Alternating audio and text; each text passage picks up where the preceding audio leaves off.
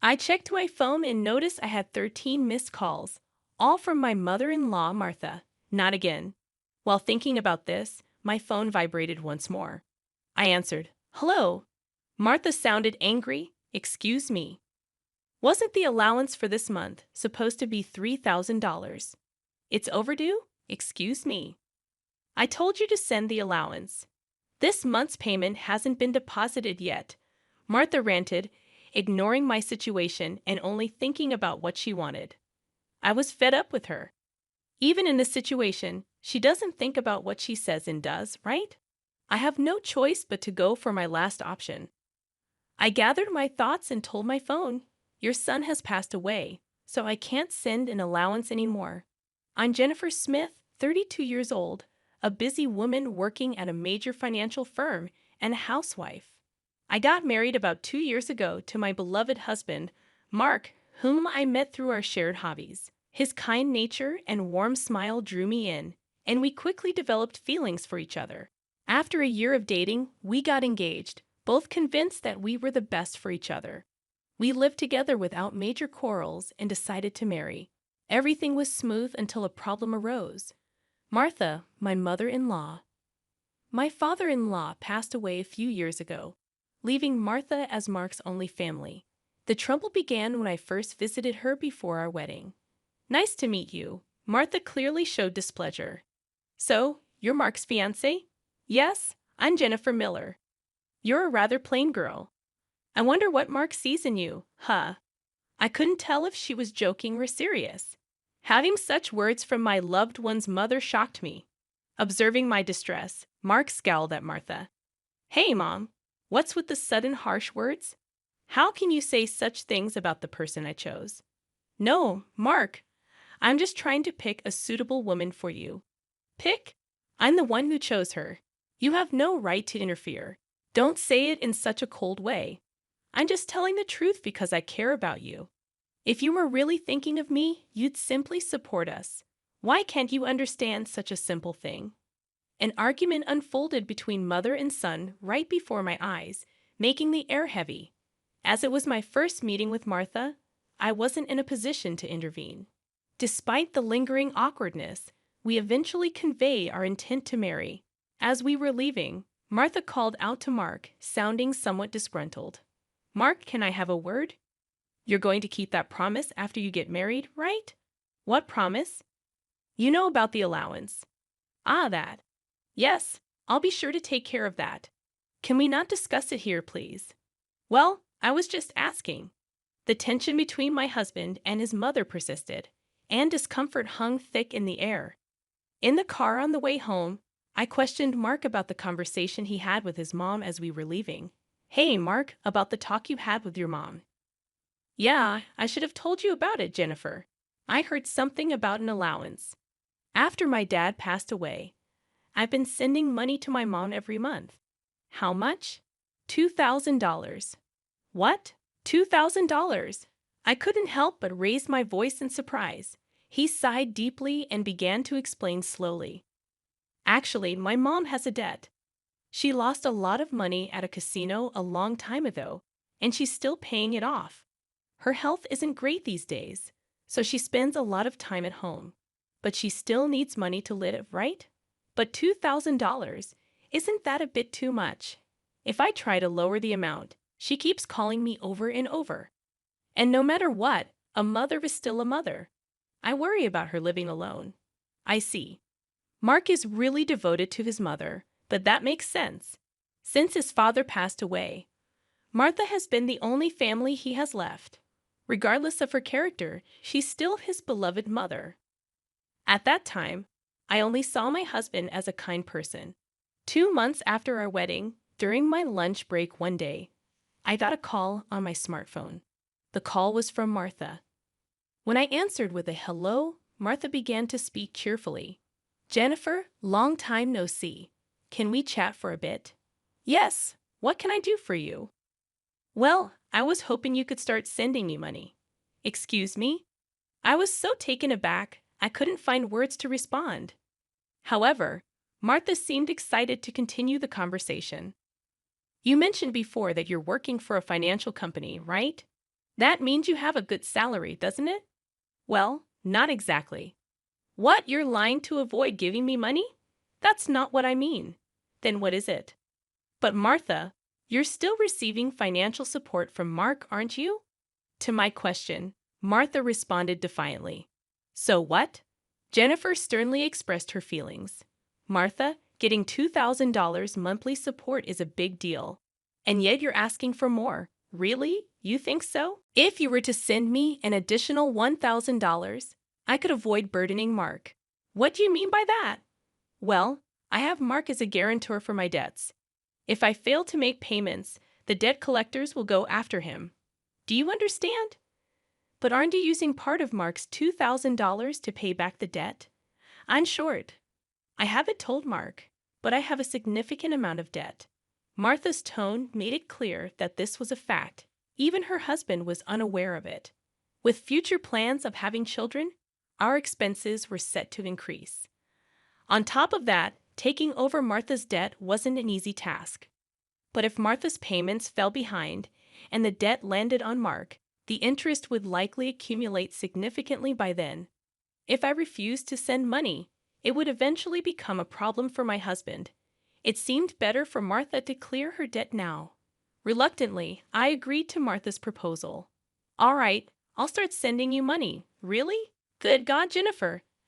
I knew you would say that. The total, with Mark's contribution, will be $3,000. But this means you can pay off your debt, right? Yes, of course. I should be able to pay it all off in about a year. You promise, right? You'll make sure to pay off all your debts? I get it. So I'll be expecting it from this month onwards. Martha ended the call abruptly. The combination of physical exhaustion from work and this emotional burden only added to my stress. $1,000 a month, that's going to be rough, but it's also to prevent future problems for us. After all, if Martha can't make a living, it will upset Mark as well. That night, I promptly reported the matter to my husband. He told me I didn't have to do this, but I had already given my word to Martha, and it was a decision made for our future well-being. Mark expressed his gratitude and understanding, wearing a sorry expression throughout. Time passed, and 2 years have gone by. The financial support we initially thought would last a year is still ongoing, and even now, we're sending $3,000 every month to Martha. Moreover, about 2 months ago, Mark fell ill and hasn't been able to work. He's on sick leave, receiving disability benefits, but it's much less than his previous salary. Last month, I managed to transfer $3,000 to Martha from my savings, but if this situation continues, it will be very challenging. Shockingly, Martha has not visited her sick son even once. Despite informing her about his hospitalization, she doesn't show up and only contacts me to ask, "You're still sending the money, right?"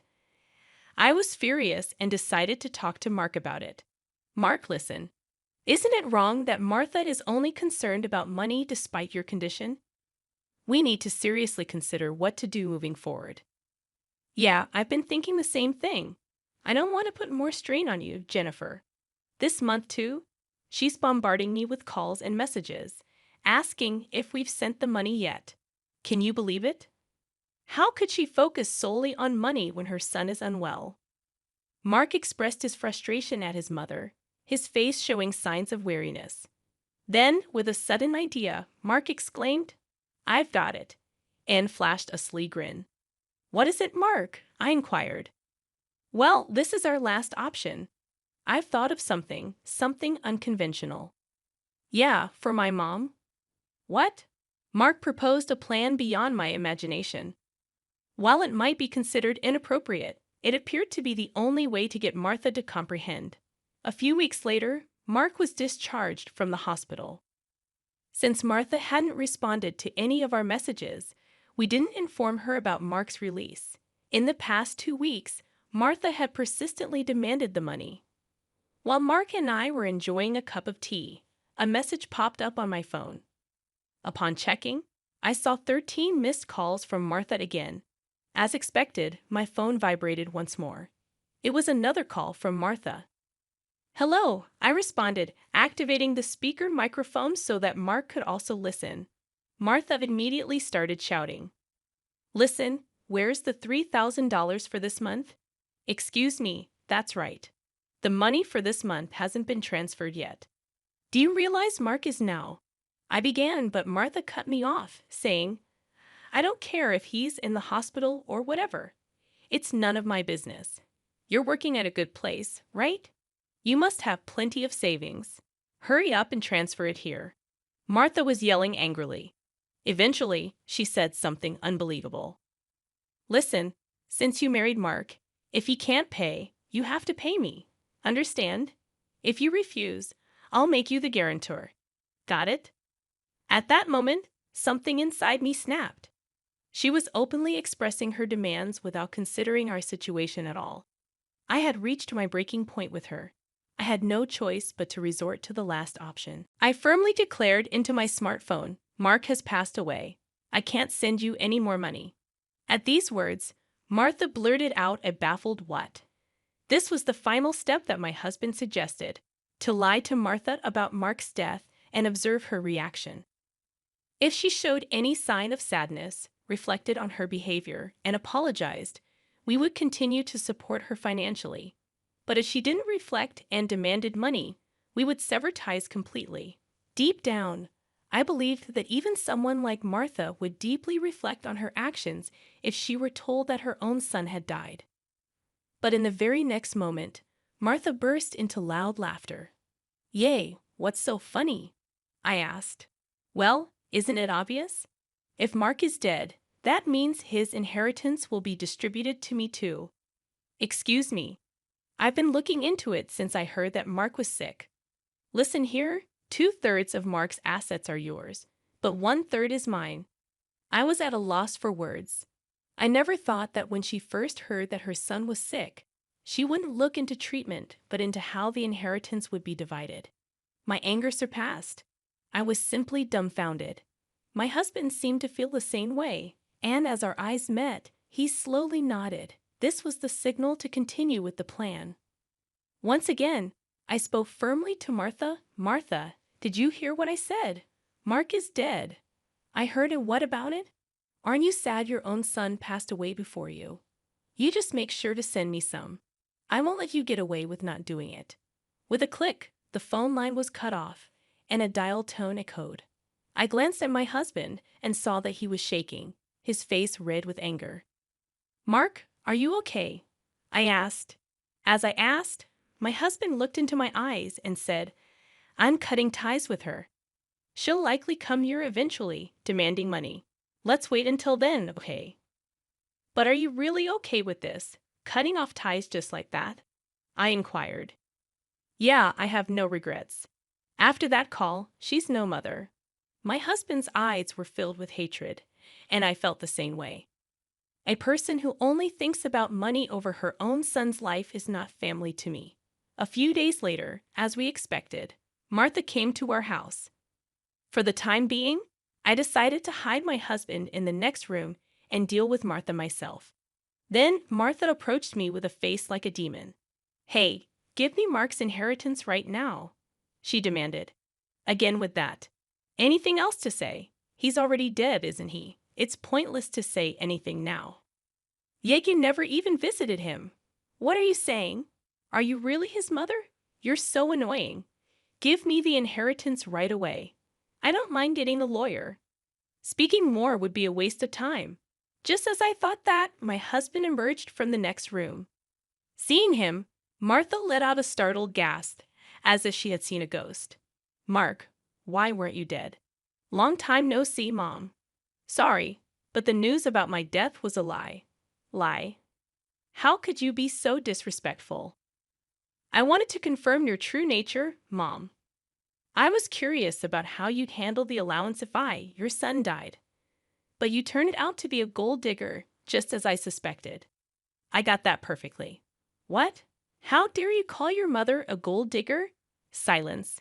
I'm cutting ties with a toxic parent like you. Martha's mouth was agape at my husband's angry shouts. She could not come to terms with the fact that her own son was severing ties with her. What? What does this mean, Mark? It means exactly what I said. I can't consider someone like you as my mother. No way. Then what about the allowance? Do you really think I would? You're on your own with the debts. We're moving. Wait, please. If you do that, what about my living expenses? With tears in her eyes, Martha reached out to my husband. He forcefully shook off her hand, looked at her coldly, and said, I don't care about your living expenses. You have been living off us without even a single apology. I really understand your despicable nature now. Don't you dare show up in front of us again. No, wait, Mark. Are you going to abandon your mother? Ignoring her words, my husband seized Martha's arm and guided her to the front door. He tossed her shoes and bag outside and escorted Martha out of the house. Martha created a commotion outside for a while but eventually disappeared, possibly unable to withstand the scrutiny of the neighbors. Despite her multiple attempts to contact us, we ignored all of them. Martha's number was set to be automatically rejected, and we completed our move.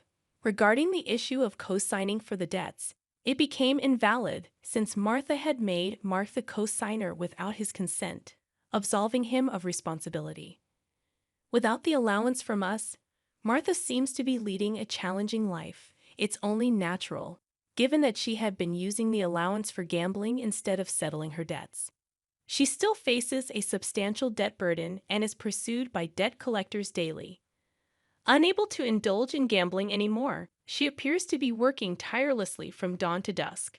It's unlikely that she will be able to fully clear her debts in the foreseeable future. She will have to keep working until she is physically unable to do so. This is entirely a consequence of her own actions. As for us, we are enjoying fulfilling days in our new home. My husband's health has stabilized, and he has returned to work.